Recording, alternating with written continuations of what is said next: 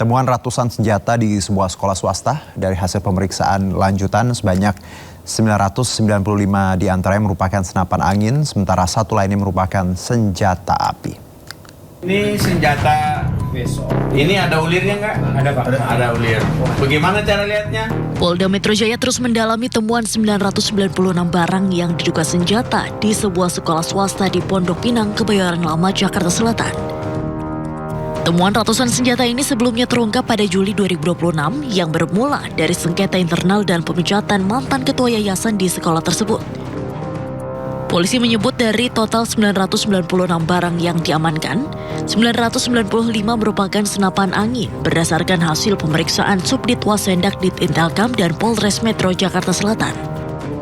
Sementara satu pucuk senjata api telah diamankan di Polres Metro Jakarta Selatan. Senjata tersebut tercatat atas nama DS yang diketahui telah meninggal dunia pada 2020. Polisi juga memeriksa kewajiban perizinan impor dan gudang penyimpanan sesuai Perpol nomor 1 tahun 2022. 995 itu senjata angin. Oke. Yang kedua, ada satu pucuk senjata api. Itu sudah diamankan di Polres Metro Jakarta Selatan dan memiliki identitas atas kepemilikan saudara DS. Saudara DS sudah dilakukan pendalaman, yang bersangkutan 2020 sudah meninggal dunia.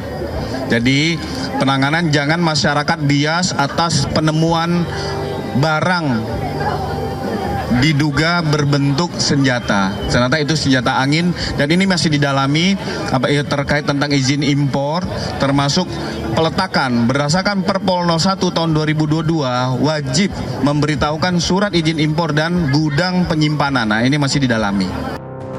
Hingga kini penyelidikan masih berlangsung untuk memastikan status dan legalitas seluruh barang yang ditemukan. Dari Jakarta, Indra Setiabudi, iNews melaporkan.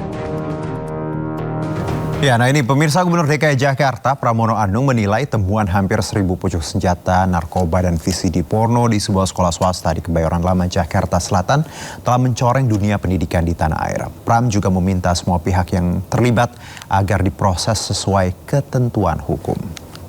Apa yang terjadi di sekolah swasta di Kebayoran Lama yang ditemukan sangat mengejutkan. Senjata jumlahnya kurang lebih 995, kemudian ada narkoba dan juga ada hal-hal lain. Pertanyaannya apakah itu boleh atau jawabannya singkat aja, sangat tidak boleh. Dan yayasan ini benar-benar memberikan contoh yang tidak baik. Walaupun yang bersangkutan sudah dipecat dari yayasan yang ada. Tetapi mengenai apa yang harus dilakukan, maka karena sudah ditangani aparat penegak hukum dan sudah turun di lapangan dan sudah melihat bukti-bukti yang ada dan sekarang sudah dibawa ke Polda Metro Jaya, maka pemerintah DKI memberikan support sepenuhnya untuk diambil tindakan yang setegas-tegasnya untuk persoalan ini. Karena apapun di dunia pendidikan yang seperti ini tidak boleh terjadi. Ya, pengamat pendidikan Ubaid Matraji menilai lingkungan sekolah seharusnya jadi tempat paling aman bagi peserta didik, serta diperlukan pengawasan sekolah dan dinas pendidikan terkait penemuan ratusan pucuk senjata di sekolah. Menurut saya sekolah harus menjadi tempat yang aman bagi anak-anak ya. Dengan ditemukannya senjata di gudang sekolah ini tentu merisaukan kita semua, termasuk orang tua dan masyarakat.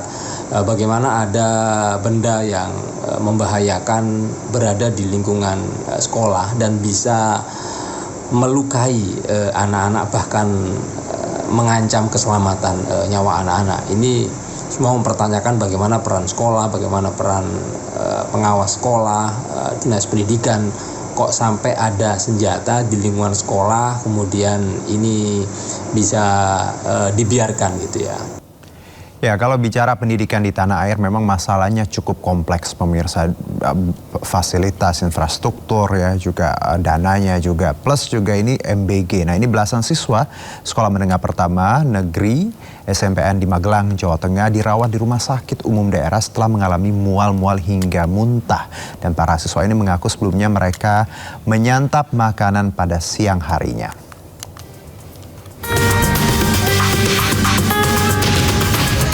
Suasana IGD Rumah Sakit Umum Daerah Merah Putih Kabupaten Magelang sejak siang hingga sore diwarnai kesibukan mobil ambulans datang silih berganti membawa belasan siswa dari SMP 3 Candi Mulyo.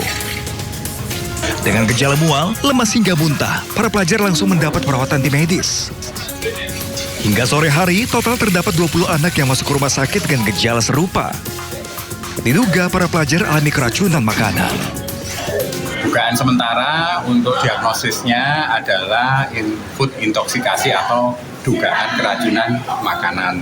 Tapi itu masih dugaan karena perlu ada penegakan diagnosa yang melalui pemeriksaan dari media mutahan. Tadi kami sudah bisa mendapat beberapa sampel dari mutahan dari siswa dan kami akan kirim ke laboratorium untuk dilakukan pemeriksaan apakah ada kandungan-kandungan kuman yang menyebabkan keracunan pada siswa tersebut.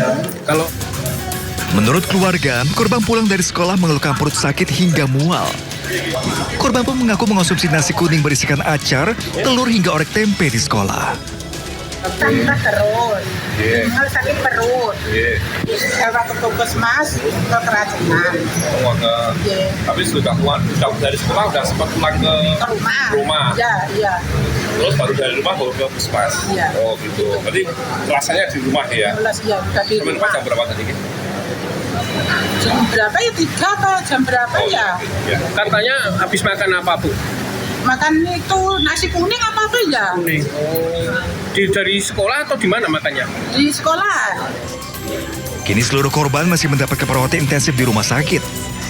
Pihak rumah sakit pun sudah mengambil sampel untuk diperiksa di laboratorium. Dari Magelang, Jawa Tengah, Puji Hartono, iNews melaporkan. Nah, pemirsa, cegah keracunan, Badan Gizi Nasional meminta para siswa tidak membawa pulang makanan dari program Makan Bergizi Gratis. Kepala BGN, Sudaryono, mengingatkan bahwa makanan dalam program MBG dibuat tanpa bahan pengawet, sehingga dikhawatirkan jika membawa makanan tersebut kemudian baru dikonsumsi beberapa jam, kemudian kondisi makanan sudah tidak layak. Dan terkait hal tersebut, BGN akan perketat prosedur distribusi makanan dan meminta guru mengedukasi siswa agar tidak membawa pulang MBG. Dari mulai selesai masak sampai dengan makan itu ya benar, tapi kemudian dia bungkus, dibawa pulang, dan dikonsumsi bersama keluarga yang lain. Sehingga yang keracunan bukan hanya siswanya, tapi termasuk anggota keluarga yang mengkonsumsi makanan itu. Nah ini bagian dari PR kami, bagaimana mengedukasi ya. Jadi di sekolah itu sudah ada namanya PIC yang sudah ada insentifnya. Jadi guru di sekolah itu tidak terganggu jam mengajarnya karena makan bergizi. Bahkan guru itu kemudian juga menjadi bagian dari penerima manfaat MBG. Dalam tujuannya adalah untuk mengedukasi siswa-siswanya. Mencegah tadi itu.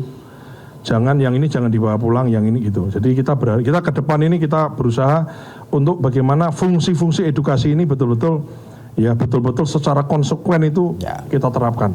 Kalau Pak Sudaryono tadi bilang makanannya jangan dibawa pulang karena mungkin dari pagi, ya benar ya. Karena kalau dibawa pulang sore pasti udah tidak bagus seperti itu. Tapi kalau kita lihat kasus keracunan yang sebelumnya yang kita tayangkan bahwa dimakannya siang, jadi pas jam sekolah, jadi bukan dibawa pulang. Jadi ini harus kita lihat bareng-bareng ya. Semoga Pak Sudaryono juga dan tim bisa lebih aware lagi ya